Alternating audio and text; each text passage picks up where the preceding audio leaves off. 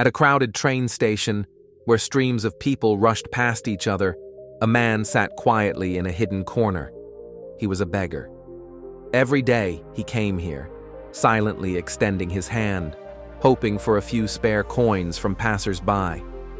How long had he been living like this? A year? Many years? He no longer remembered. All he knew was that each morning he arrived, each evening he left, and life passed by meaninglessly. No money, no job, no future. That was all he believed about his fate.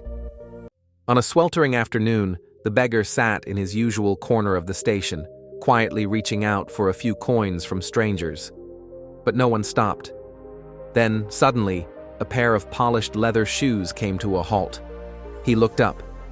Standing before him was a well-dressed man, exuding the aura of success. Unlike the others, he did not rush past. Instead, his eyes were filled with curiosity and contemplation. The wealthy man gently asked, "How long have you been sitting here?" The beggar sighed. "A long time. I don't even remember anymore."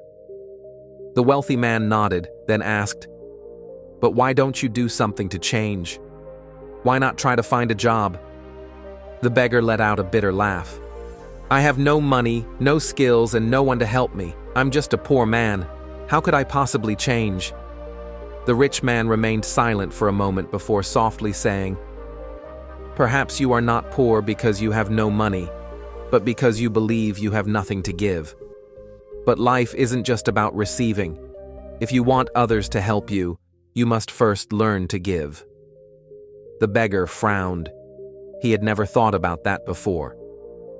The wealthy man continued, "Remember, life is a journey. If you stand still, you will remain in the same place forever. But if you take even one small step forward, everything can change." With that, the man placed a few coins into the beggar's old hat and walked away, leaving behind words that lingered in his mind. If you want to receive something, first learn to give. The beggar sat in silence, the words echoing in his thoughts. If you want to receive something, first learn to give. But what did he have to give? What could a poor man like him possibly offer? He looked around, searching for an answer. Then, near the train tracks, he noticed clusters of wildflowers growing. An idea sparked in his mind. The next day, instead of merely extending his hand for money, he picked a handful of wildflowers. Each time someone gave him a coin, he smiled and handed them a flower. At first, people were surprised. Some smiled, some even stopped to chat with him. Gradually, something remarkable began to happen. Those who usually ignored him started to notice him. Some became more generous, giving him more money just because they liked receiving a small flower. The amount he collected grew, not out of pity, but because people enjoyed the little gift. Seeing the money he had saved, he had an even bigger idea. One day, instead of picking wildflowers, he used his savings to buy fresh flowers from the market and set up a small stand at the station. He was no longer a beggar. He had become a flower seller. The vibrant flowers not only brightened the station, but also transformed his own life. Instead of waiting for sympathy, he greeted customers with a smile, invited them to buy flowers, and took pride in earning his own money. Every flower he sold brought not only income, but also hope. He realized that by changing his mindset and actions, his entire life could take a different path. His little flower stand grew busier. The flowers not only provided income, but also changed how people saw him, not as a beggar, but as a real vendor. Then he remembered the words of the wealthy man. Never stop moving forward. Looking at his savings, he decided to go even further. Instead of just selling flowers at the station, he rented a small stall in the market. There he learned to pick fresher flowers, arrange them beautifully, and serve his customers better. His business flourished, and he expanded his shop, even hiring others to help him. The man who once lived on charity was now creating opportunities for others. One day, the wealthy man from years ago walked into the flower shop. unaware of who the owner was. But when their eyes met, he froze. "Is it really you?"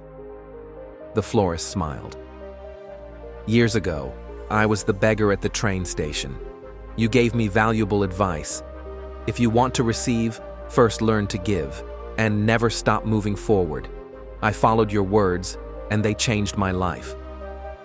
The rich man smiled and said, "I merely showed you the path, but it was your determination and effort that led to your success." The story of the beggar who became an entrepreneur was not just a journey from poverty to prosperity. It was a powerful testament to a fundamental truth. Change does not start with circumstances. It starts with our own mindset. At first, he believed he had nothing. No money, no skills, no opportunities. But one small action, offering a flower, opened a new path. He was no longer someone waiting for kindness. He became someone who created value. And when he changed how he saw himself, the world changed how it saw him. How many of us have ever felt trapped in our own circumstances? We believe we are not talented enough, not lucky enough, not given enough chances to move forward. But the truth is, no one starts with everything. Success doesn't come from what we lack. It comes from how we use what we have. More importantly, life is an ever-moving current. If you don't move forward, you will be left behind. A flowing river remains fresh and strong, but if it stops, it becomes stagnant and useless. So what is the lesson here?